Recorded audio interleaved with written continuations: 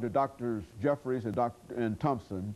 And Dr. Jeffries, before we end the show today, let's give the two of you an opportunity to, you and Dr. Thompson, the opportunity to take the information that we've talked about the African civilization and the impact that it has had and the influence that it has had. How do you get this information down to a lower level? Because it's fine that the two of you as researchers, college professors, dealing with college students know this information. That's fine, but what about at a lower level, perhaps at the high school level or at even below that? How can this information be disseminated to a wider audience? I think that's one of the great challenges that we face. How to get this enormous explosion of information about African peoples that reverses this whole negative information flow that was institutionalized for so many years. How do we get this information down into our families and into our institutions and organizations where it will have an impact? And that's one of the themes of our conference this weekend, to be able to put it in the hands of the youngest of our peoples who are being educated.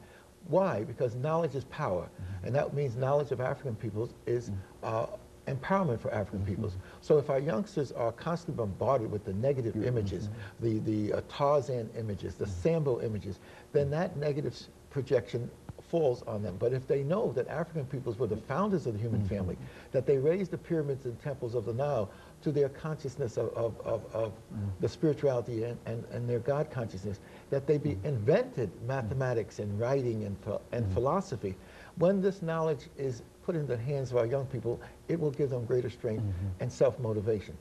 I was at an affair in the Black History Month where they had a school in which the preschool through grade 8 put on a program on history.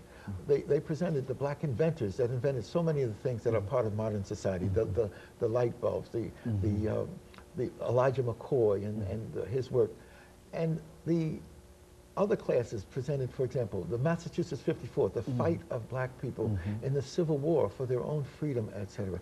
So that I saw that this can be done if properly taught, properly trained instructors are available. It can be taught to our people at every grade level. I saw the preschool, I saw the first, second, third grade, the 8th grade actually implement a curriculum of this enormous truth of African world studies.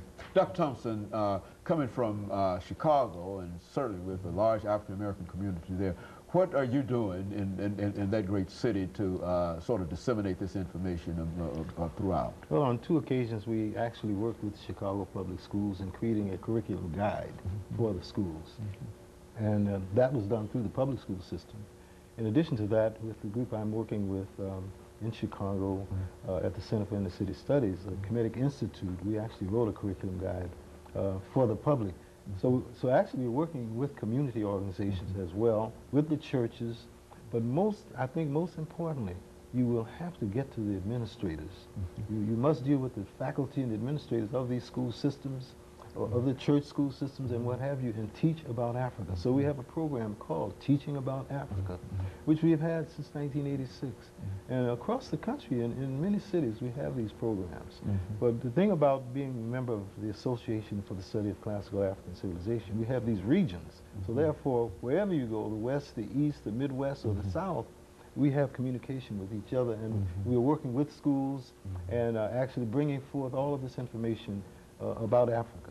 The other thing is we cannot leave out the large, growing African communities coming from Nigeria, Ghana, Ethiopia, Eritrea, and all those places, South Africa, Zimbabwe, in Chicago, in Illinois, in Michigan, in New York, and what have you. Here in so now linking up with these organizations, these groups, I would consider to be most important. Very good. And of course, I think that in order to do this, Dr. Jeffries, this requires quite a bit of resources from organizations like the organization that you have. And what are you doing, and how do you reach out in order to get people to support what you're doing financially? Well, fortunately, we are self-funding. And the contributions made to our organization, if scholars come from around the country to participate in our various conferences. And we move the conferences around the country. They pay their own expenses. And the purchase of books and other materials, tapes, helps to create the funds of money necessary for us to do the things that we have to do. And so I think it's important for us to understand that it doesn't take